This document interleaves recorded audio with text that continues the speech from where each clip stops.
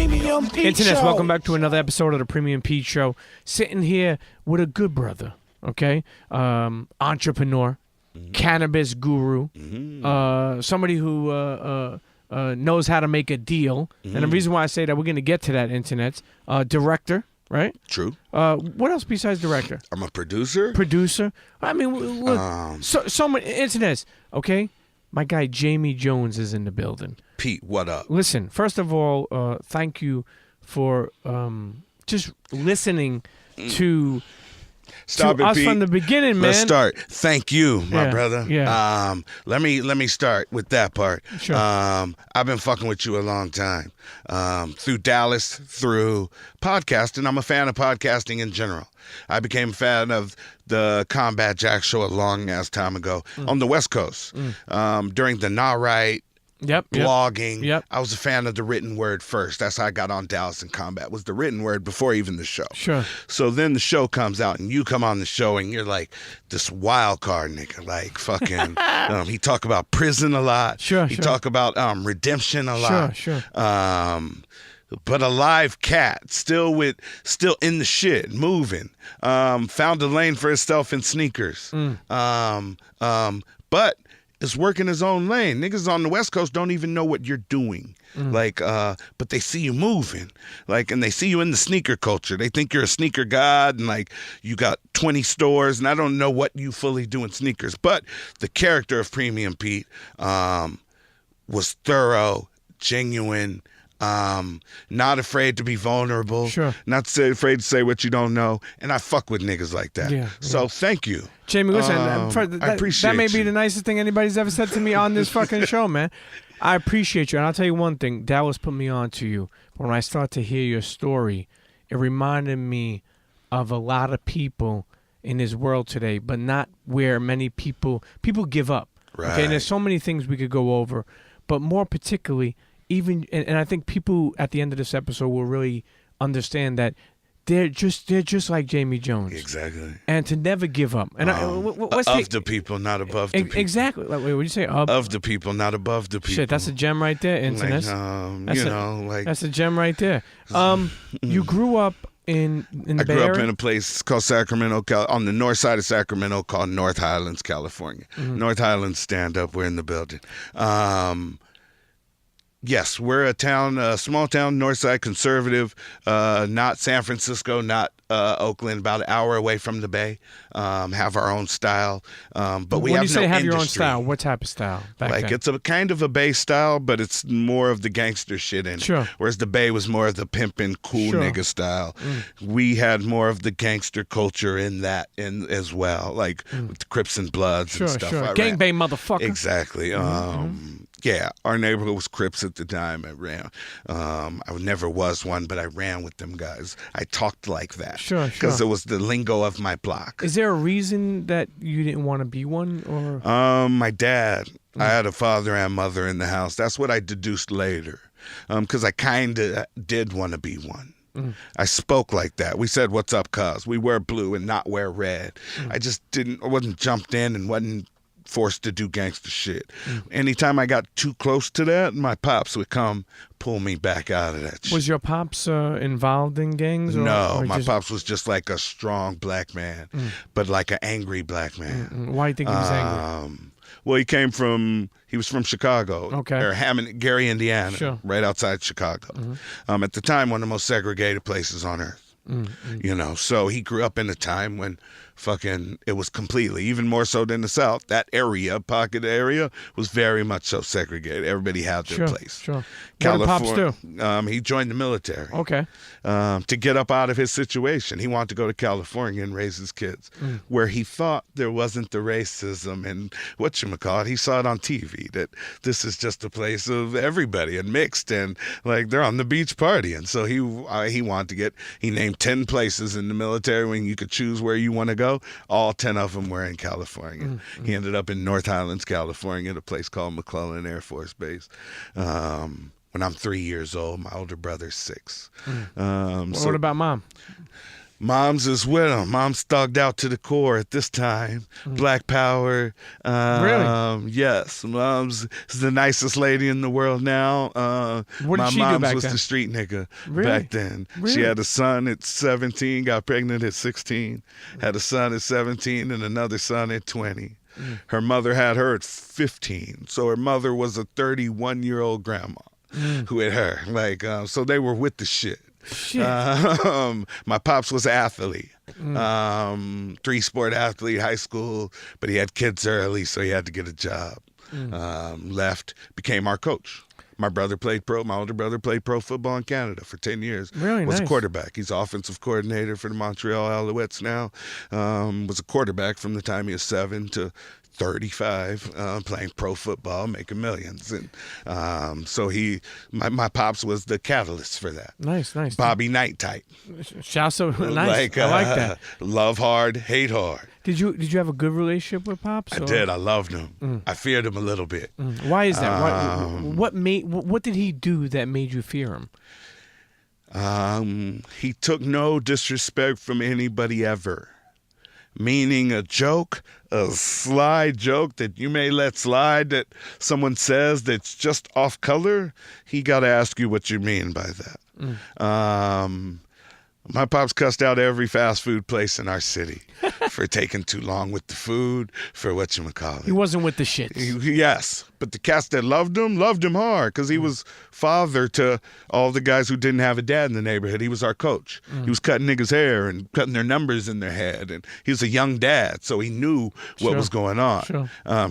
He had this anger from how he came up. His pops was had trouble with alcohol, Sure. So he grew up in a rough environment, and he couldn't get this chip off his shoulder that, and it hampered him sometimes in doing business and partnerships and things like that. But I loved him. Like, I was fearful sometimes because he could go hard. Sure. But he never hit me for nothing. Sure. I fucked up if I got a whooping. Sure. It's because I was knowingly fucking up. Do you think that he tried to teach you to not have a chip on your shoulder? Yes. Do you feel like Yes. you ever had one throughout your life? My mom really was the catalyst for you guys can do any goddamn thing you want to do. You can be anything in this world. Just fucking go. You're dope. Like, mom's was that Really? type of person. Nice. Like, you guys are awesome. My pops was like, we're going to be the best if you're going to do it.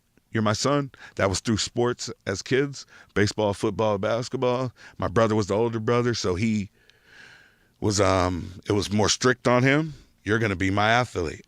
He was quarterback, 2-guard, shortstop. Best positions on the court, and best and he was the best he had to be. Like, so Pops was hard on him. Sure. I was 3 years behind. We're not going to be as hard on Jamie. Let's kind of let Jamie go.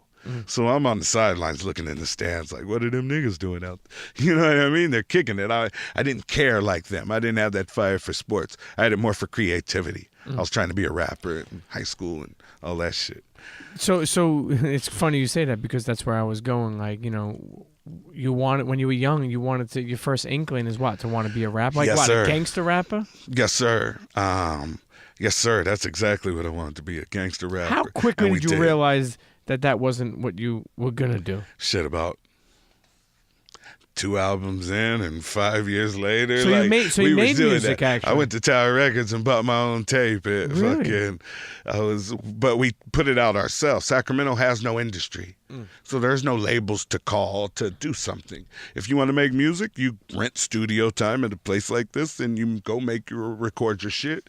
You press up, you find a graphic designer, press up your artwork, you go make your copies and you sell them. You make consignment deals if you can't get a distribution deal. We had companies like City Hall, who in Northern California was distributing all the Bay Area E40 and all the Bay Area music. They were a distribution company. And we had them, but we delivered 8,000 copies on our own, like going store to store, signing consignment deals. Were you a group? Yes, we were a crew of niggas. Like, how many people was there? In Was this like group? 6 of us And total. what was it called? Straight Game Entertainment was the name of the album that we put out. Okay. So it was kind of like compilation. Master P it was hot. This is 97, 98, something like this. 20. 22 maybe. I've been rapping since 17, and now I'm 22, 23, 24. At that time? Yes. And what were you talking about? Selling weed. Mm-hmm. That's what our neighborhood kind of thrived on, was we're a weed capital of the world. So that's kind of what street niggas do. Is that true? Or is that something you're just No, saying? that's 100% So explain to true. me, because I don't know what that even means. Sacramento, from Sacramento to Humboldt. Okay. 4-hour driving radius up the freeway. Has the best climate, altitude, exposure to sun, precipitation, rain, to grow the best weed on earth, outdoor. How did you know about this? I'm from there. Okay. I grew up, so all my older peoples, we grew up in weed culture. We knew. We've been spoiled brats from the beginning. We take weed and take it to San Francisco and L.A. to market up and sell it because they pay so much higher than we do. So we were at a little gym, a little hub in the weed game. And now that it's become legal, we've become a known hub now for California. Even the big LA companies are moving up to Sac, and we'll go back. But no, in the beginning I called you a cannabis guru. Yeah. And this is fucking part of the reason why. Okay, so you're rapping, you sell copies. Yeah. But you realize, I need to get my hustle on. Yeah. What made you sell weed? Is it because it was the capital and you had easy access to it? Yeah, it was a good job. So how'd you start off? Did you sell them to somebody else? Yep. I got I bought, I used to steal weed from my parents. My parents smoked weed on the couch my whole life. Nice. Never hid it from me or my brother. You ever smoke with your parents? Yes. Okay. As a grown-up. Okay. Not as a kid. Okay. My brother never smoked weed in his life. Really? We grew up in the same house, same two parents. They smoked on the couch our whole life. He never smoked. I stole their roaches at 12 and walking to junior high trying You say tomato, I say tomato. Exactly. We're best friends and complete opposites. So, yes, so we... so how'd you get it would start. started I get fronted with a half ounce. Okay. A bud of Bammer weed, Mexican dirt weed, $25 a half ounce. You could turn that into 4 dime sacks, 4 dime eighths for $10 a piece, make $40. My friends were all standing there ready to buy it when I bought it, so I sold it all. I was like, okay, I need another one of those. Now I have a job, because these 4 people knew that I had it, and I just started and through our friends. And it started out, your friends would come through. One of my friends was shout out to my nigga BP. He was our weed dealer in our immediate clique. He was the king. He was the boss. I wasn't. He had it popping. He was buying a lot. So he kind of just put us on. I would middleman off of him. He had it. And my friends knew I'm with him. So, hey, is your man got it? Yeah, he got it. I put $50 on the thing, and I'm middlemaning stuff. Sure. That's really how it starts. And then you see how lucrative it can be, and you just start going there, and it sells itself when it's good. So was this high school days? This is, yes. I'm 18 when I start smoking weed every day. It's probably about 18, which is 1992. Chronic, the album, comes out in August of 92. Sure. August 92 or August 93. It was so it was right around when it went from Nancy Reagan, Say No to Drugs, to the Chronic, Let's Get High. You know what I mean? Did you finish high school? I did. I graduated on time. Did you go to college? I did. I did 2 semesters at American River College selling more weed than I had credits. You know what's crazy? You went to college. You got a new customer base. I did. Now let me ask you something. I did. You just mentioned you got front like a half ounce or an ounce. Yes, sir. How fast did it move up, and how much were you making around the time, say, you went to college? How much were you making a day, if you had to say? At this time, I wasn't big, so $100 a day kept me cool because I didn't have much bills. Sure. I didn't have my nut was low. I didn't have a strong overhead, so then there'd be the day I'd make $400, $500. My problem was, as a youth, I didn't have no discipline with money. So a buck would come in, I could hustle my ass off, but I chased good times. So I'd spend it as fast as it come in. Of course, like anyone. So I put myself in so many quagmires. I'm rich today and broke tomorrow. Sure. Like, you know what I mean? Because the Hot August nights in Reno, and we went and I took it all and I lost it 2 days before rent. Like, now I have nothing. You know what I mean? Like that's the freelancer life before the freelancer. You know, it's like you could be rich today, you could be broke tomorrow. Right. Okay, so fast forward, you're out of college, or even I leave that. you're still hustling. Yes, sir. What would you say is the high point of you hustling? And besides, not only what would be the high point, how involved were you in it? Were you The high to grow your point own would shit? probably be 2001. Okay. Before, this is illegal weed selling. Pre-legal weed nowadays. This is back in the day what you're talking Which about. is why I love your story. What you're talking about. And we'll get to that. 1 month after 9/11, my cousin AJ, shout out to AJ, lives in Quorum, Rocky Point, exit 63 off the LIE up there in Long Island. That's fucking deep. Calls me and says the borders are shut down. The price of weed has quadrupled in this town. If you can get some Reggie here, it's going for $2,600 a pound right now. Reggie in Sacramento was $400 a pound for green looking, not even the Mexican brick shit, Sure. for green looking regular Shit that weed. put you to sleep. Exactly. So me and my boy Dustin, who's Evans of the Evans and Jones on the bottle I showed you earlier, my cannabis mixer, which we'll talk about. Yep, sure. My partner, best friend of 30 years. Me and him drove 40 pounds. We took every dollar we had and bought. I moved out of an apartment and took every dollar and bought 40 pounds of pot, and we put it in a U-Haul truck and drove 47 hours, Highway 80 the whole way, not a single freeway, from Sacramento, California to New York City. We drove 40 pounds trying to get to Long Island to my cousin to get busy. Were you guys worried about if you would see a cop or get pulled over? Yes, but we didn't see a cop. We didn't see a cop until we got into New York City. This is 1 month after 9/11. Every tunnel and bridge, National Guard is on every tunnel and bridge with an M16 machine gun and fatigues. Trucks go over to the side to get opened. Cars go through the tunnel or bridge. I'm in a U-Haul truck. I got 2 bridges to get to fucking Long Island. Fuck. This dude pulls us over to the side. Said, I emptied an apartment, so I had a couch about the size of this one, a love seat. I had a chair and some boxes with glasses and shit, and under those glasses was 40 pounds of pot in all those boxes, and damn near in bricks, like it was back. It was Reggie. So he says, pull over. And I'm like, oh, so there's hot ends, huh? I make it all the way into this bitch. I get an hour from my nigga's crib. And this is how it is. I go to Rikers. Okay. So we jump out of the car. Luckily, Dustin is a real nerdy looking white boy. Like 5'3", glasses, like really square, with the shit, but square looking. Sure, of course. So we weren't an error. They looked at us, opened the back of the truck, took one step onto the bumper, looked in, saw furniture, closed it down and said, go ahead.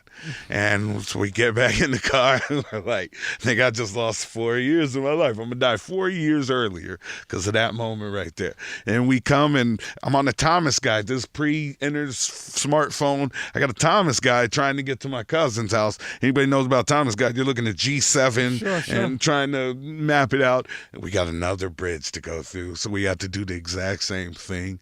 Again, and the guy did the exact same routine with his dog and whatchamacallit. We had him vacuum sealed though and stuff like that. So, and then so that was probably the. So you go do that. I stay here in New York for probably, it was my first time ever in New York, and I stayed here about a month, knocking all that weed. So you sold the whole 40 We sold pounds. all that, and that put me on back getting home. It was kind of a get me in the game. Like I came home as I left with all of it in a jar, and I came back accomplished. We accomplished Stacks the goal. on stacks on we stacks. did it. We were all right. So you make it all the way back home. Did you Yes, fly sir. home or you just drove I back flew home. Okay, flew home. we took a one-way U-Haul. Look at you, fucking Then we dropped off, and I cashed stayed. up like a motherfucker. I did. I mailed some money home first to my old lady, and then I brought the rest in my pockets on the plane. So here you are, Jamie Jones comes back home into the epicenter of weed at the time, Right. Sacramento. Who the fuck Right. known?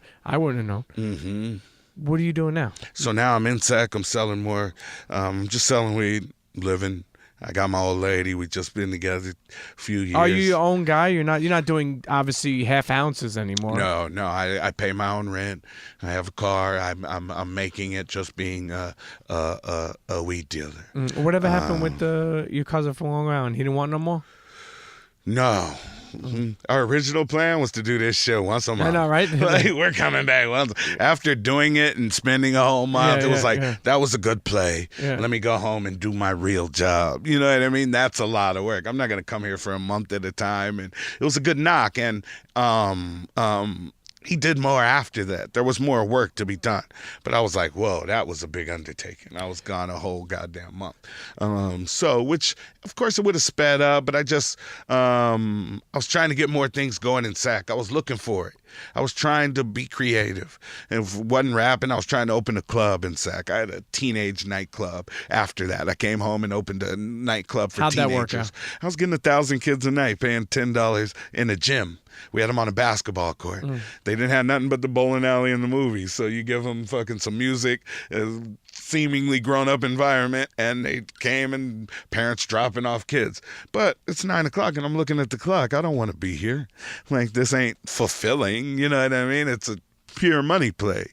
And pure money plays don't sustain me that long. I gotta kind of be passionate about it. If it's just a pure money play, that's for like my stock and stuff like that that I do. How long did that last? That lasted about 6 months, 5-6 months of doing that. Made pretty good change.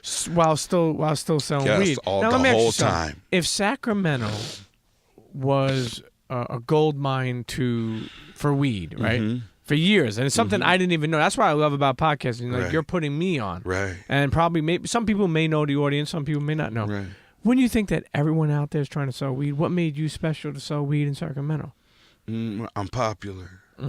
I know everybody. People fuck with me. They like me. I'm not bragging, but I'm a personable person. Sure, I get it. We make friends quick. Like, I'm friends with 99% of the people I started friends with. Sure. We don't have, unless it's business that fucks shit up, then we're still cool. You know what I mean? Like, so I knew a lot of people. I was a middleman my whole life. I just didn't, in L.A., which we'll talk about later, I learned that was a producer. But in my life, I've always been the guy who knows the guy who needs it and knows the guy who wants it. Like a Whether it's a liaison. mechanic, a roof, or some pot. Sure. You know what I mean? Like, I knew people. So I was always putting people together. But at that time, you don't know, you're not confident in your place when you're just a middleman as a drug dealer. Because usually a guy with money and a guy with the product, and you're the guy in the middle. Like, you don't have it, so you get your little piece. But no, I learned later that there's a rightful place for you. Yeah. So then I thrived after that. But yes, I had the club. I didn't want to do that. I just got married. Me and my wife went to Maui, got married at this time, stayed there 2 weeks. I came home on some real fuck am I doing shit. Like, I need to find what I'm going to do. I could hustle weed. But why were you worried about that? Because I hadn't gone to jail yet, and all my niggas had been to jail, like, for something. And pot is cool because they don't necessarily investigate you and like Fed follow shit. you for pot. You had a broken taillight and you had 5 pounds in the back. You got pulled over and you went to jail. Had to do a year, or back at this time. Now that's a fucking ticket, a misdemeanor ticket. Who the that they fuck write would you. ever thought, right? Exactly. So again, so you come home and could you believe I'm that like, Mr. Jamie Jones is actually thinking, like, what the fuck am I doing? Yeah. Like, how much longer could I do this? My streak ain't gonna last that long. Yeah. Like, and I'm doing well, and making money. Like, what is it? I got to be, and I want to be creative. My brother's a pro football player. I'm seeing him thrive at everything he's ever tried. So I got a person that's in my house that I'm watching accomplish every goal he ever. He was English major, graduated Davis, UC Davis, did first ever black quarterback they ever had in school. I'm watching accomplishments in my house. And I'm a street nigga watching him thinking I can do anything in my realm. He's square in his walk of life. I'm more street in mine. I can still accomplish what I want. So I had that in mind. What is it going to be? And I just thought I'm funny, and I want to try stand-up comedy. That's literally as organic as it was, as I want to try stand-up comedy. And so I went to, I took a trip, me and my old lady took a trip down to L.A. For a weekend, just to watch stand-up comics. I hadn't even been to a comedy club yet. And it's a Tuesday night in L.A., and I go to this comedy store on Sunset, and Joe Rogan is on stage. Joe Rogan is bombing this night. Not necessarily bombing, but not funny this night. And at the time, I don't know what working on new material is on an off night. I think people paid to come, he's supposed to be funny. But no, he comes to the club every night, works out new material, shit hit or miss, to build the hour. I don't know any of this. I'm seeing him be very mediocre, and I'm like, I can be mediocre like that. They're giving him money to be mediocre like this. I could do this. I fucking got inspired by him doing bad. Sure. And I went to my hotel, started writing jokes and shit, and I was lit. I was like, nigga, I'm a comedian, and nothing you gonna tell me. I called my brother in Canada from a hotel in Hollywood and paid $200 for a phone call because I'm so pumped up that I just need to talk to him, and I'm moving here. 45 days later, I lived in L.A. I lied. I got an apartment. I saved a certain amount of bread that, a decent amount of bread. I don't want to say too many numbers, but I saved a decent amount of bread. So I remember you telling me you took a stack of bread. I took a stack of bread. Which is money for some who may not know. Mm-hmm. And just fucking and left. Me and my wife drove to L.A. and found an apartment. Like, we took a trip to go find an apartment in L.A. For you to become a stand-up comedian. To me become a stand-up comedian. Who the fuck are you? And she works at Wells Fargo, where we met. The only one of the 2 jobs I ever had. One of my niggas since kindergarten got me a job at Wells Fargo. I met my wife there. She was with it. Like, fuck it, let's go. It's like, you're funny. I believe in you. Like, let's go. She really was the ultimate, like, I'm paying her back now because I've won for her. I'm winning for her. Sure. She invested in you. She believed in you. And she carried the weight for a lot of years in L.A. when we got Respect there. That. Like, yeah, shout out to wifey. But she packed it up with me and said, let's go. I'll see the world. We're both the youngest in our family. Like, fuck it. It's about us. So we moved. So you stopped selling weed. And the day before I left, I sold weed. Okay. The day before I packed, while we were packing up, I was selling off the last of my weed. So literally right before we left, I sold out of the weed. I had some money, and we went and packed it up. And I found an apartment. I lied. I told the guy I had a job that was starting in a few weeks, but I don't have a job right now. Sure. And he just liked me after talking to me for a half hour and said, if you go get a deposit right now, you go get a check right now, I'll let you can have this apartment. So ran over to Wells Fargo, got a shit, and it was like, baby, we live in. It's All-Star Weekend 2003 in L.A. or 2004, whichever that February. It was the Friday of All-Star Weekend. Allen Iverson was having a party downtown. I drove my wife home to Sac 5 hours, picked up my nigga, and drove back to L.A. because I have an apartment, and we did the All-Star Weekend shit in L.A. that weekend. And then I drove back on Sunday, packed the U-Haul, and drove to L.A. Now we live in L.A. I don't know nobody, my nigga. You know what? On that note, man, it's funny. The journey is spinning. You all of a sudden, pick up and on your stand-up comedian journey. You know what? Let's take a quick break. Sitting here with cannabis guru, risk taker, entrepreneur, producer, director, regular dude like me and you who just never gave up. Jamie Jones. Internets, don't go nowhere. Be right back. Cheer. Internets, and we're back sitting here with the one and only Jamie Jones. Yo, I love the journey, man. It's fucking. It's like this this weed superhero. You know what I mean? Story. So listen, you pick up with your wifey, who believed in you. Shout to her for believing in you when you probably didn't fully believe in yourself. Damn right. All of a sudden, you go from being like this humongous Sacramento weed dealer to a fucking stand-up comedian. To now a nobody in L.A. and a stand-up comedian. What was your name? I'm just a buyer. I'm a buyer of pot. Yeah, for I know. The first but time how in weird a did lot that of feel? years. I'm in L.A. and I literally we have I took the U-Haul truck back after I unloaded the car and we walked in the house and we're like, we fucking live here. Like we're looking at Sacramento News and Review. I mean, the LA News and Review, just doing tourist shit, watching my money dwindle. But yeah, it was like. But how did you get stand up work? Like you just went to like what do they my call very open first calls? step. Well, LA City College was right down the street from where I where I moved to. Okay. Hollywood, Vermont. Los Feliz is where I stayed. For anybody who knows LA. They had a stand up comedy kind of workshop class where.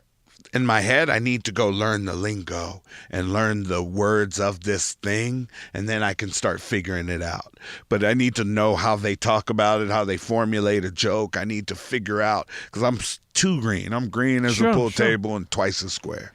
Like, it's in that realm. So it's like, I take this class, and this teacher, a woman, I forget her name, shout out to her, she was dope, because she wasn't trying to teach you how to tell jokes. She was trying to teach you how to be yourself and how to formulate what you're already doing into whatchamacallit, what helps me. So you do this class for 4 weeks, and it culminates in a stand-up show of all the people. It culminates in a stand-up show that fucking we go on. So we work on this material for 4 weeks, and then we go do a show at the Ice House in Pasadena. There's 100 people there, and it's the very first time I'm ever getting on stage.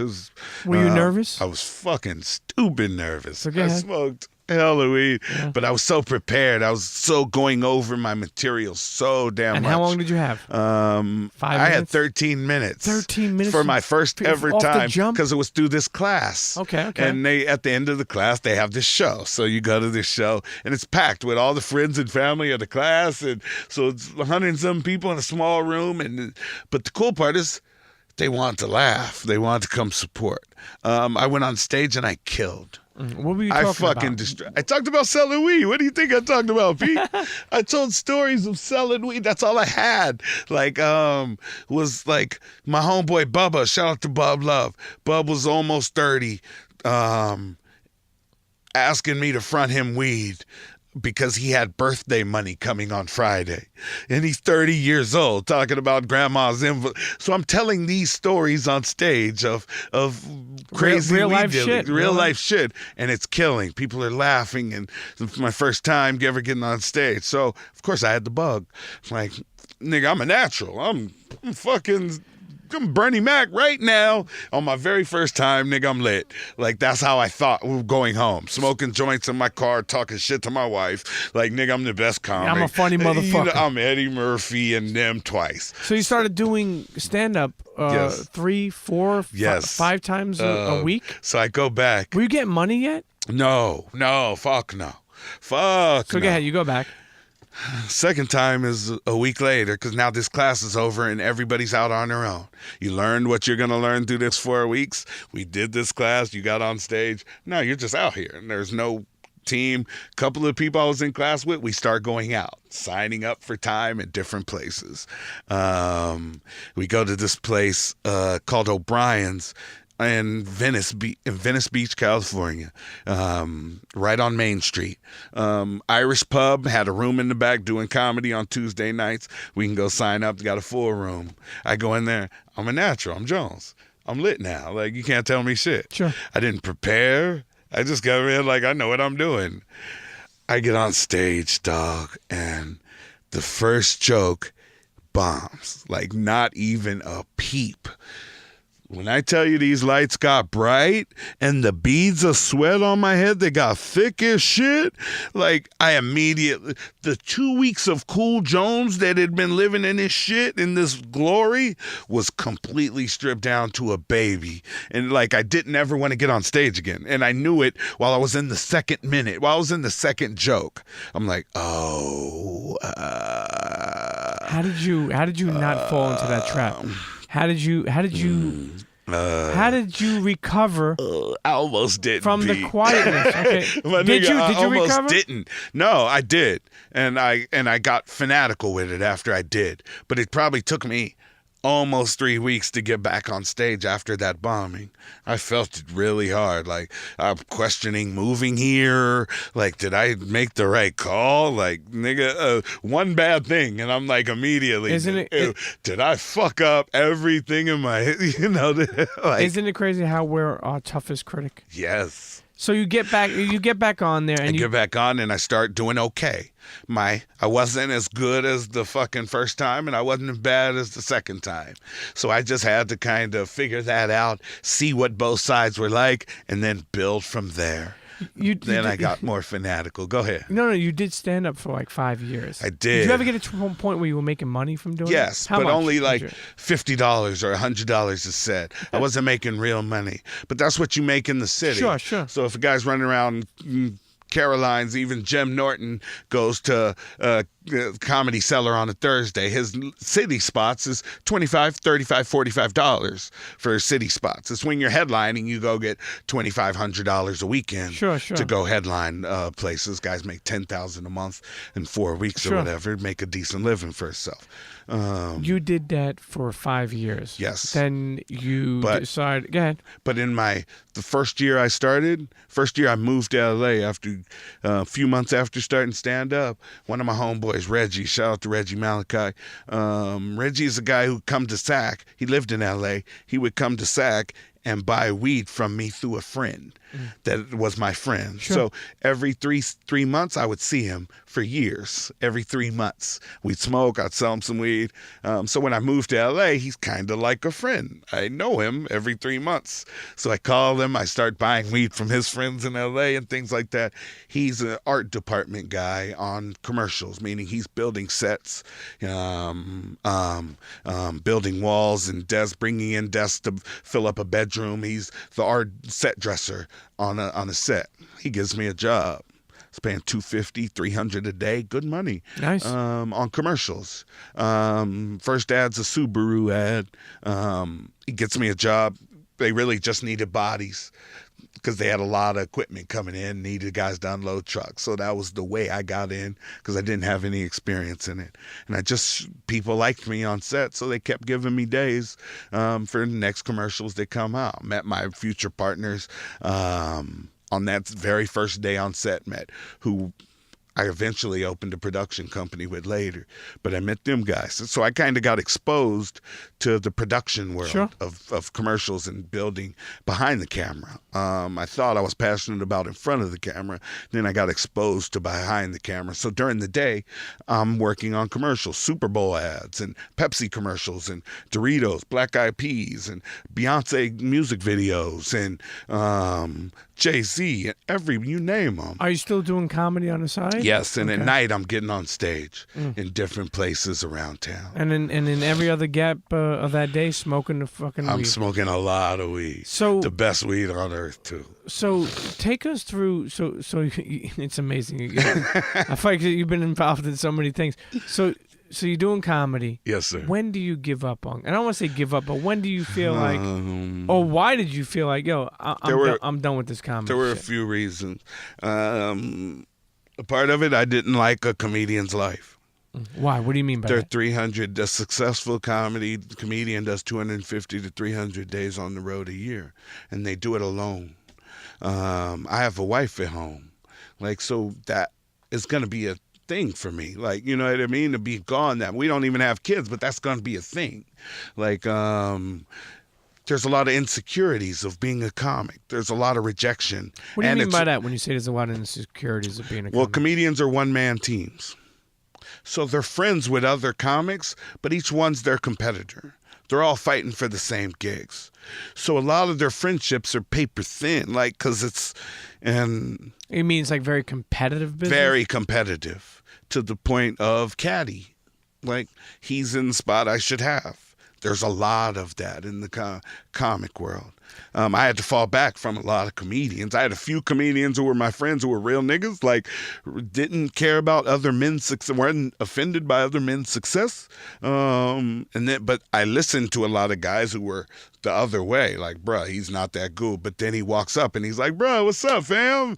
My nigga, like, you know what I mean? And that part wasn't, like, cool. So there was things about comedy that were turning out. The pure art of it, I love. I still write jokes to this day. So it's not the art of it that I was drawn off. It was more of a, I didn't like a comedian's life, just the negative things that I was seeing. Also mixed with, I fucking love my day job. I love this production shit. You didn't feel the same... I didn't know about that. You didn't feel the same type of funny style shit in the production, though? Because I feel like every business has what you're talking about. Yes. Whereas, you know, the music industry is phony, the film industry. I mean, even the drug game is like, you know, what's up, my man? How you doing? Yeah, you know. Right. But, you know, it's like Jay-Z always says, I'll show you how to move in a room full of vultures. Goddamn right. I feel like that's every industry. But, okay, so... But in production, it's different because we're all one team to start. We got a common goal here. So there's departments that come together like butt cheeks to get to a common goal. Like butt cheeks, I like that. Comedians are all their own islands at all times. Own entities, own businesses. A lot of them with no cool uncle voice of reason who stops that contempt that breeds in their head. If you got a real nigga with you who could stop that and say, bruh, you're good. Have faith in yours. But when you don't have it, you see it on social media all the time when guys who are your friends, but then they have 2 wines at night and get on their shit and say some wild racist shit. Or like, bruh, I thought you was cool. Like, but this is how you really... It's hard for them to filter it. Comedians on set, they talk wild. So what I had to get used to on set talk was guys calling bitches and motherfuckers and producers and department heads talking to each other really mean and not punching each other in the face. I get it. Because I come from a place where the talking stops when we get too far with it. Like, so now you've gone too far. Yeah, but these guys are going, rah, rah, rah, your mom's a bitch. Tom, you're a god. Well, no one's hitting nobody. Okay, this is how this city gets down. You don't. I had to learn that. Sure. Violence ain't what comes when people talk wild. So teach me the rules of the game. I'll play it well. So I had to see how that, but that was the thing I had to kind of come to grips with. But the work, building a project, I come from SAC, so I think, we, like I was saying before, we don't have industry. If you do something artistic, you do it yourself. You're not looking for a label or someone to call you up because there is no one to come hire you or give you some money to do something. There's a drug dealer that'll fund your shit. Sure. Like all labels are, drug dealer funded record labels. Sure. My nigga's dope. I put 20 grand into him. His album's out. He's lit in our city. He doesn't sell. Put him in a fucking trunk. Drop him off in the desert in Sac. Exactly. Or he's back on the corner selling more fucking weed or coke. Either or you whatever. have a wicked hoop shot, exactly. Jump shot, or you're selling crack rock. Listen, so you finally move away from comedy. Yep. I'm loving this set shit. You're loving the set shit. I'm loving these projects. When did it come to the part? But I'm like, I want to do it myself. So I'm walking on. I'm not a good employee. Because it's hard to care about your shit. Like, I work 20 hours a day on my shit. It's hard for me to care about your shit. So I'm walking around on set commercials. My nigga Spank knows I probably worked the least of everybody, of all of our friends who worked on set. But I'm walking around on set wondering, how can I do this myself? We have a Pepsi commercial with 100 people 100 crewmen on set. But if I only had 2 of those guys in Grip and Electric, and I had one guy from fucking Crafty, and I had one guy who's a gaffer. I could do a video myself. I could do a music video. I could do a commercial myself. I don't need this big thing. So that's my mindset as I'm walking on set, being the lowest guy on the totem pole on these $1 million sets. But I'm steadily like, how can I do this myself? So my homeboy Langston, shout out to Langston, my nigga L in LA. He stole a camera from abroad. He did that old school shit where one dude's banging the broad and someone else is going through her parents' house type shit. He stole a really nice camera, $3,000 Sony camera. And he calls me and like, bruh, I got this camera from this broad yesterday. It's like, dude's on his way over to come get it for $500. I was like, nigga, I'll beat him there. So I ran there and I bought this camera, Sony HD, when everybody's shooting on film and digital was just starting to get popping, 07, 06, 07, 08. I got this $3,000 digital camera now. So I would take it to a Pepsi commercial set and go to a 20-year cameraman, and I would hand it to him and say, bruh, teach me something I didn't know about this thing. Like, and every job, a different guy would say, bro, your camera's pretty tight. Like, here's white balance. Here's how you get all that noise out, and start showing me shit. And I was just soaking up game from them and taking underlings off their set and bringing them to my set to do a job higher than what they're getting paid to do on this set. So if you're assistant on here, you could be a main guy on my set. I don't have much money for you because I'm not bringing in money for gigs. So once I decided that I'm going to do that, after 6 years of working probably 200 plus commercials and music videos for other people, I started my own company off that camera.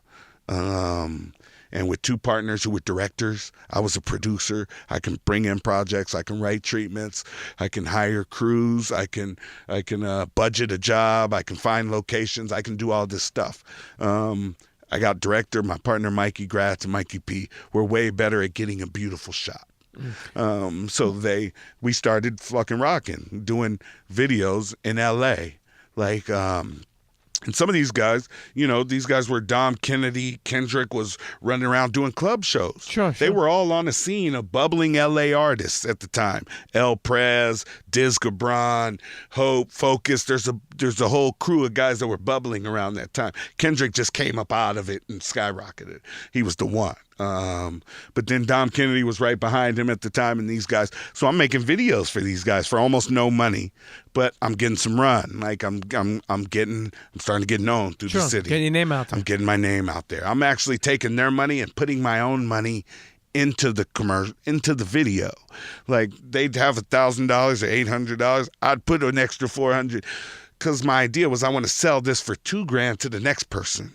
So we had a plan of doing 15 videos first, not making any money on them, but make each one look more expensive than the next so that when we did get to a point where we were selling them at a decent number, we could actually make some money. So we did that and ended up doing 32 music videos or something in 2 years, 9 commercials, couple we were doing a lot of event covering, blog, making 2-minute blog videos for your record opening party and take 2 cameras and go shoot that shit, get some interviews from people at the party. And this 08, 09 running around doing this shit. So it was like, it was dope. And I loved that. So that kind of made me shine away from stand-up where I don't necessarily need that. I'm not too much into fame like that anyway. I want the work. I like to do cool shit. I don't need people knowing my name like that. When did you get to a point where and this is a story that I was really inspired by when I heard about you.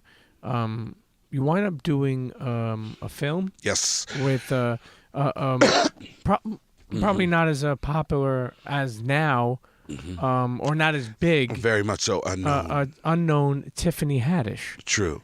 And one thing I love about this story is that you did a film, and I think that because maybe she wasn't that popular, maybe some outlets were not trying to put up a lot of bread for it, and instead of dealing with it, you held on to it until they came correct. Niggas made me look like a genius and shit. No, I wasn't, but it and made they me came look like correct. It was kind of fresh. Okay. Yeah, so tell Pete, us that I story. can fill you in real fast. I'm doing those videos that I'm just telling you guys about. Videos budgets are shrinking. Every day by day, as more albums are being stole or streamed, video budgets are shrinking. So what I could get for 20 grand from a record label, now they're only giving 8 or 7 or something. So I'm making $900 at the end of a video that I'm trying to make money on. So it was kind of chasing pennies. I said to myself, I said to my partner, actually, Mikey Gratz, we should make a movie. We should make stuff that we could own. But we came from commercials and music video world. So we never really came from movie world. But I'm like, let's make a movie. Like, we could own that and then sell it. There's Netflix. There's all these avenues. A lot of avenues that they're buying. There's more avenues for content nowadays. Content's kind of king right now. So we can make something and own it and make the money later, and we're not chasing these pennies. So we shifted our goal, and shout out to my nigga Black Marv, who's one of my partners in the movie, a producer in SAG, Marvin Adams. He had this script. It was cool. It was set over a dinner party, which made it most of the movie at one location. So in a logistics standpoint, it's not hard to shoot it. I don't have to go all over. I don't need 60 locations. I need 4 or 5, really, for this whole damn thing, because it's set around this dinner party. So I liked it, and it was funny as shit. The script was just, I was reading it laughing. So I'm like, all right, let's do this. I called it unromantic comedy. About a couple, the movie, they've been together 3 years. She's pregnant 8 weeks, and they're having a dinner party to tell her friends and family that they're having a baby. Through all this dinner party, you find out all these different things, and it fucks up the whole, and there's twists and turns. But I had the script, so I made a call back home to one of my successful friends, and said, we can make a movie, bro. I don't need much money. I'm out here. They see me running. I'm active on my social media. Keep busy. I'm active on my social media. So all Sacramento, where I'm from, they've seen me running in L.A. Sure, making moves. I'm a small town guy, so they already think I'm doing well, just making videos and things like that. So my mans jump in. Happy New Year, my nigga. Like, what y'all doing out there? I'm like, I'm making a movie. I'm about to make a movie. If you want to be down, hit me. Like, what's up? Let's do it. So I flew up to Sac the next day and had a 15-minute conversation with one of my homeboys, and he hands me a bag of cash. Said, let's make a movie. I'm like, word. First cat I asked. Like, I had list of 5 cats.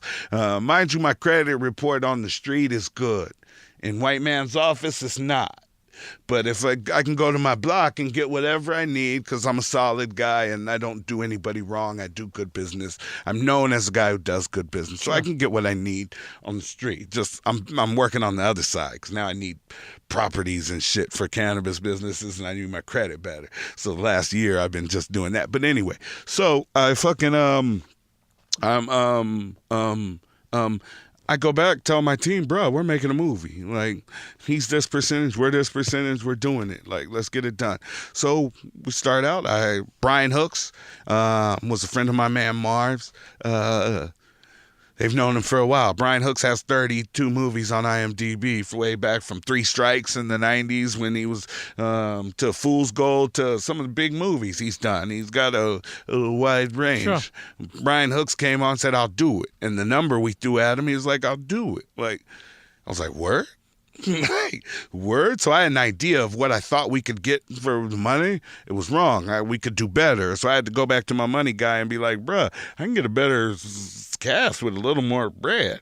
He's like, bet, let's do it. So I got a little more bread, and I got Brian Hooks. Once I got Hooks, everybody else said yes.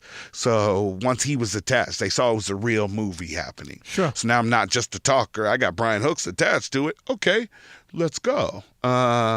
So Jay Phillips was a stand-up comedian from D.C., longtime comedian, been in Will Ferrell movies, was in the Hoop movie with Will Ferrell. The Tropics. He with Andre 3000 and them. He was in that. He was one of the guys on the team, Jay Phillips.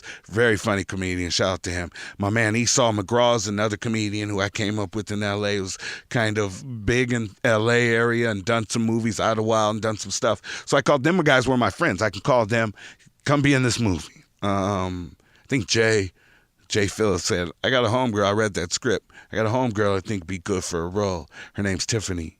You should check her out. So I go the next day to the Comedy Store. The next night, she was a stand-up comedian, hustling on the scene, not known. And I saw her on stage, and she was the truth. Not saying I knew she was everything, but she was the truth. I immediately knew Jay was right. Yes. So I talked to her that night. Like, I had hardly no money. I'll tell you off air how much it was, and you're going to laugh because she did it for nil.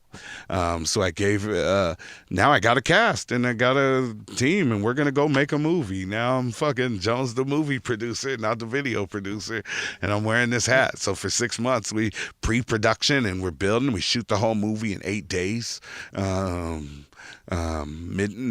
Graveyard shoots every night during 14, 16-hour days. Got a 20-man crew on set.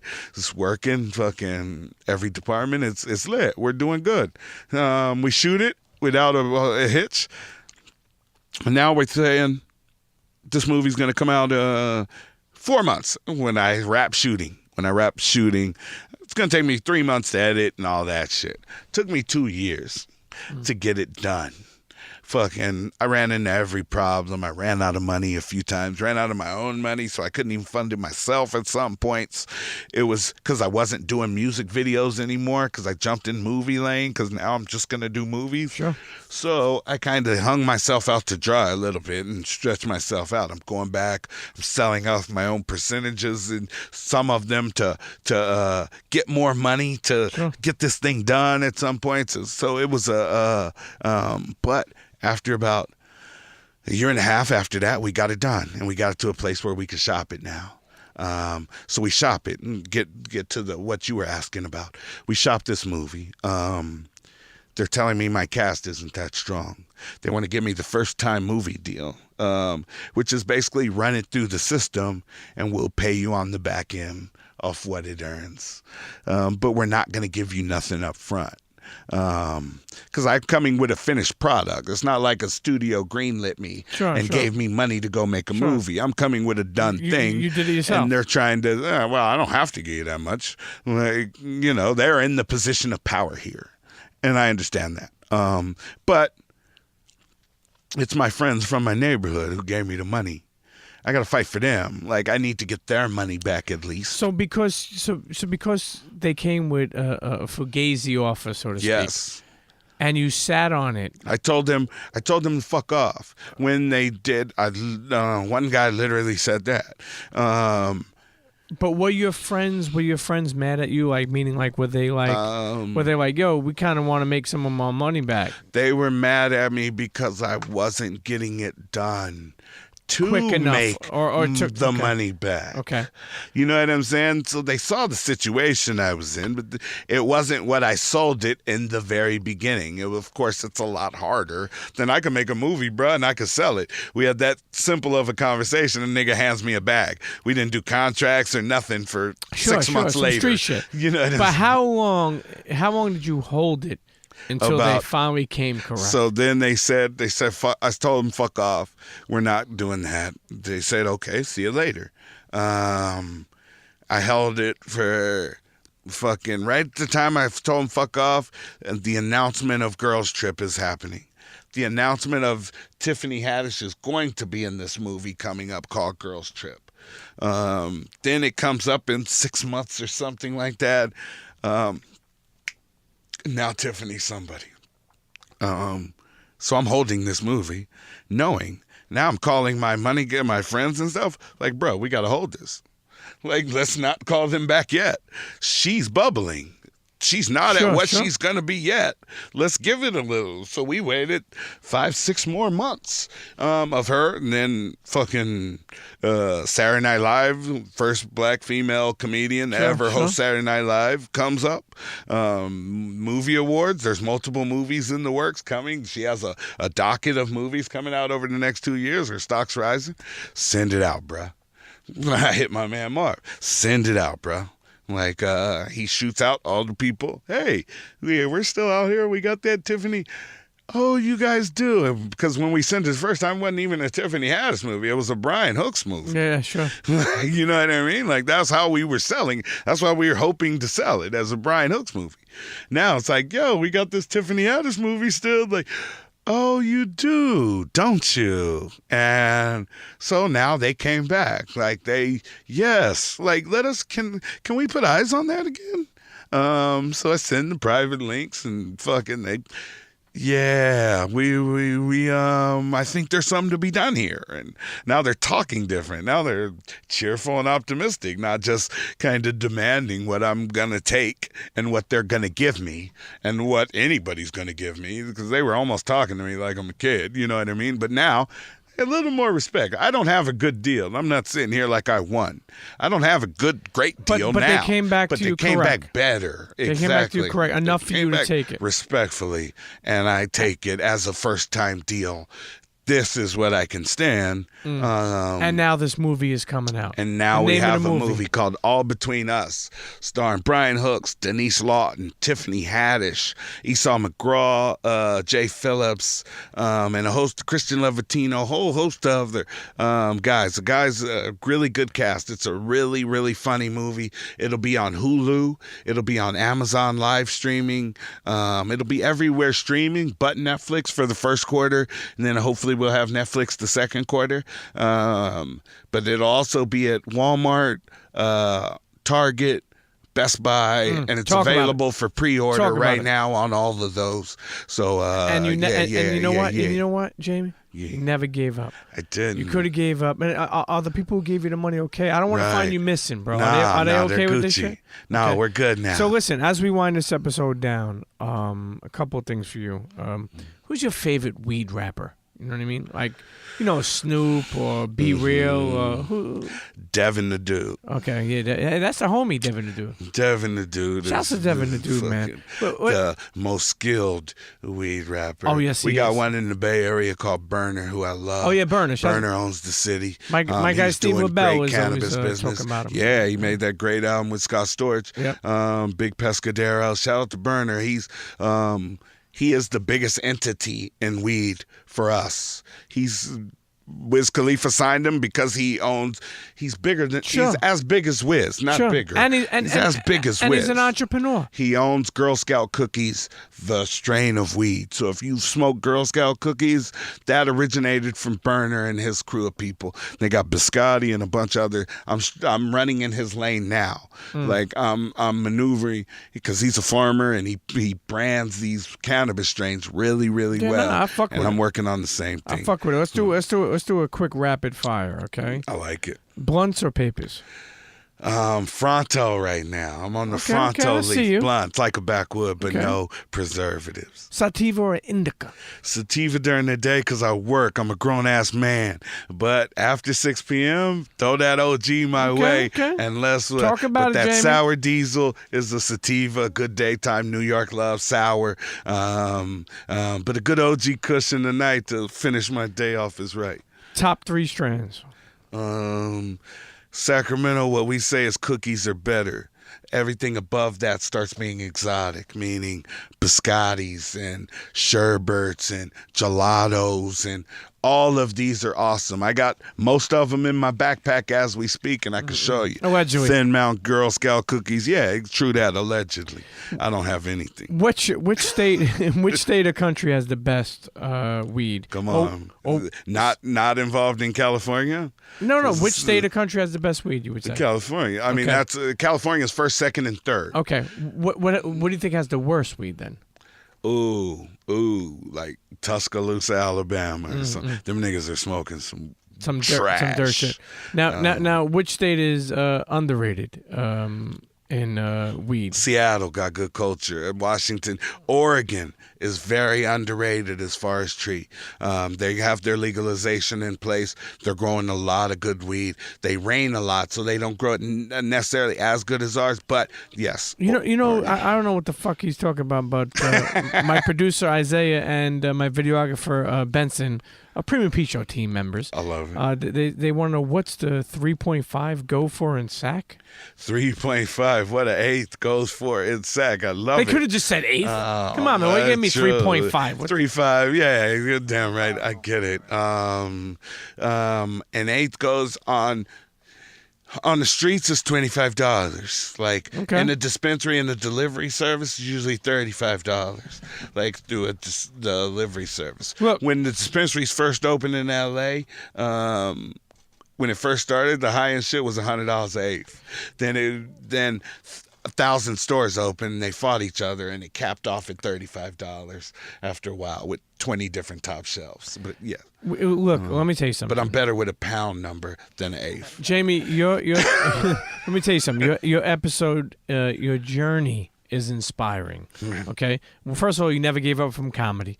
You wanted to see a better world than fucking getting locked up, or you like, oh, you know what, I'm selling weed, I'm making money, but this may not have no future in it. True. You went into production and film. Go ahead. And if I could make one point, I didn't, everything I thought was a failure that I've come up doing, things that I didn't get accomplished or goals that I still use today in the business I'm doing. Every one of them was a lesson, which is kind of what you preach, which is why I was very happy to come on your show.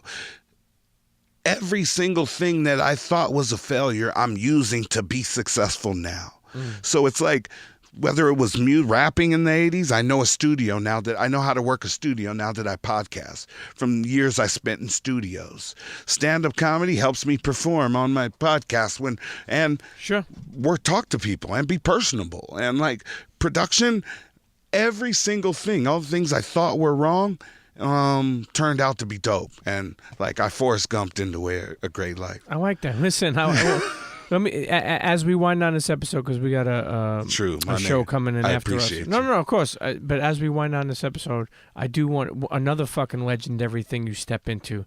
You step in shit, bro, and it smells, but you make it. You turn around, you make it smell better. You know, I want to say this: weed gets legalized in California, which I'm sure you had to fucking celebrate that day when you found out. I did. You then open up. You have not one, not two, not three, but four, right? 4 or 5. 5. Yeah. You have a delivery service. I do. Jamie cares about you. It's like a car service. What is it called? Jamie cares about you. Jamie cares about you. So how the fuck did you? And we don't need the long story, but how the fuck did you create this legit car service or Uber Eats style of weed delivery? Jamie cares about you. It was the gray area. The brick and mortars had really stringent rules.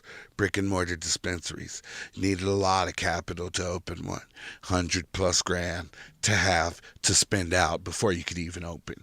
Licensing, building up to codes, ADA compliance, all kinds of weird shit. Delivery services weren't written into the paperwork when our paperwork was written out.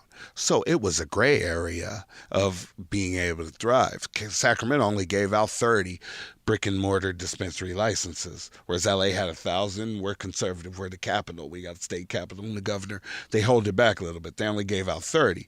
But when they did that, it breeded 200 delivery services that popped up, and all of them jump on Weed Maps, which is how they thrive. Weed Maps is the biggest entity in cannabis. Shout out to my partner Sammy Trujillo, who I opened Can Accelerate, that resource center I was telling you about. He's now one of the top guys. He took a job recently as one of the top guys at Weed Maps. Weed Maps does $20-30 million a month. Fuck. You look at an area to buy pot. You want to buy pot in a legal state, you open an app called Weed Maps, and it shows you every dispensary close to you in your area. Each one of those, to be number one, is paying $1,500 to $2,000 a month to be number one. Each guy is paying one city, New York City, be broken up into 6 different places, with all of those guys paying $1,500 a month. Every city in California has this broken up into certain places. they're making $30-40 million a month doing that. Someone comes to L.A. Yes, Someone sir. comes to the West Coast. Yes, sir. How do they get your service? They follow Jamie Jones, one word, at all your social media So outlets. Jamie Jones, the number one, WORD, at all of it, and you can message me there. Jamie Jones, one word, at gmail.com if you'd like to email me. I broker investments, which we didn't even get into. I brokered $22 million worth of investments into cannabis this year, too. I found the business plans that the money invested in as well. So I facilitate that, and I'm doing a lot more of that as well. So if anybody's looking to get themselves into cannabis or be an investment side of cannabis as well, they should hit me up. They should. On Twitter, you're at JamieJones. The number one, WORD. So full right now. And that's Jamie on Jones, Instagram one also. Word. That's Instagram, Twitter, Snapchat. I got a wife, so don't be sending me no nudes on Instagram, ladies, because my wife will beat you up. Let me tell you something, Jamie. Honestly, inspiring journey that actually has just fucking begun. What's inspiring to me is you never gave up. Right. And what's inspiring to me is your knowledge of everything, even like how much you've been a Combat Jack Show fan since day one. Right. But more importantly, even how you mentioned to me about presence over presence. Right. And I live by that mantra, Pete. Yeah. Like that's not Thank you for even that, no man. fuck shit. That's not even sitting here on your dick pause. That's I feel that shit, like, because it's more important, dog. Like, I started giving my shit. I was a late dad starting. I had a kid at 36, 37 when I had my first child, 2 and 18 months. So I was giving them everything, Xboxes, and like, Sure. these niggas started expecting shit, going into fucking Target. Now they're throwing tantrums if I don't buy shit. No, this is not supposed to be all presents like that. It's supposed to be all presents. Being in each other's life, learning from each other, enjoying each other. So when I heard you say that the very first time I heard you say it, it fucking clicked. Like, even just this year, we took it to another level with me and my wife. We've been together 18 years. We've bought everything in our tax bracket for each other as presents. You know what I mean? Like, I've gotten it all. Sure. Why are we doing that anymore? Presents over presents, baby. Let's go see something. Let's spend the time together. Let's go. So I took her on a helicopter ride around San Francisco for her birthday last month. It's presents over presents. Sure, We're not spending doing the presents. time, sure. Let's go. Let's do that. Let me tell you something, Jamie. I fucks with you, Pete. No, I fucks with you too, bro. And let me My tell you nigga. something. That's the thing, creating something that people could live. Right. Creating something that people could, like, it's bigger. Like, here's the thing. There's some shit that we need to tell people. Right. Like, there's somebody right now listening that maybe is struggling in their life. Right. Maybe is Jamie in the fucking, in the comedy shit. at a bunch Maybe of is times. Jamie in the weed shit, making money. What's your words for them right now, if they're listening? Just do. Like, fuck, bro. Persistence gets you a lot. Like, just do. Take the first step. Like, don't be scared to win. Like, niggas see the beginning and the end, but they don't see the up and down road to get there. You need little victories on your way to keep motivation up to get to that big goal. So make small steps of your journey. That's kind of what I do. My goal in life ain't money. It's to laugh as much as I can. Like, but I need to be able to make enough money to live in the now, where I'm not worried about what's coming on Friday. Like, I'm not worried about how my kids are eating. Or Sure. So I hustle my ass off so that if this nigga trips and falls, we giggle with full enthusiasm. Like, I just want feelings of enjoyment. So my life is simpler in that aspect. I get it. I make money for my kids and my wife, and they need shit, and I need security, and I need generational wealth, which is why every black man and every man who comes where we come from should own a cannabis business. It's how to stake your claim without buying it from the white man, and I'm using air quotes as the white man. Like, it's not you own all the real estate, now you niggas can own property and come buy it from us. You can still stake your claim in cannabis. Budweiser's 150 years old. Fucking cannabis is 5. Sure. you can still stake a honest claim and take your market share without having to steal it from someone else, starting small. The guys who are here now, in 5 years, they're not going to be here. There's young niggas that's doing awesome shit and branding and marketing and connecting to the youth in better ways, whereas the guys that are on top is still a lot of turnover. So I preach, if you want generational wealth, if you want something to pass down to your kids, a company that's thriving, an industry that's going to go from $0 to $1 trillion business overnight. And when we can export, it's going to even be crazy. When it's federally legal, it's going to be nuts. And California is primed to be in the heart because 80% of our weed leaves the state already. Let me tell you something. Get into cannabis, y'all. Sorry about that. No, listen, perfect ending. And I do want to say, internets, hit him up at Jamie Jones. That's Jamie Jones 1. Okay, 1 ONE. But I will say this: Jamie Jones, the number 1, the digit. WORD. So it's Jamie Jones, one word. Okay, one word. It's the phrase. Listen, Jamie Jones, one word. They'll see me tweet it out when this episode drops. But I will say this, okay? I will say this. And the reason why I wanted to have you on is the inspiration. You could have been a local Sacramento weed fucking dealer that got popped and fucking spent the rest of your fucking life in jail. And maybe when they legalized it, they would have released you and you wouldn't know what the fuck to do. And you could have been a shoe nigga when you left Combat Jack Show and you didn't have a fucking vehicle anymore. And you could have went right back into shoes. You didn't quit. You started the Premium P vehicle. Like, you said, no, I can get it like my man does. I love this nigga, even if I disagree, and got to go start my own thing. Nigga, you're inspiration. And you're an inspiration. No, I mean that. With you. I mean that. Internets, listen, Jamie Jones, man, cannabis guru, fucking entrepreneur, threesome king, holler at me and my old lady. Fucking comedian. Listen, me and my wife are looking for a girlfriend right now. You sick motherfucker. Jamie Jones, peace, my brother. My man, thank you, Pete. Peace. Internets, if you enjoyed that episode, I want you to email me at thepremiumpeteshow@gmail.com. Again, that's email is thepremiumpeteshow@gmail.com. Let me know what you thought. And listen, all my advertisers out there, all my big businesses, my small businesses, whoever, a friend, a store, you want to advertise on The Premium Pete Show? Email me at thepremiumpeteshow@gmail.com and let's get working. Okay? Make sure you subscribe, rate, leave a comment on all streaming platforms of the podcast. Tell a friend to tell a friend, and we'll see you next episode. Cheers.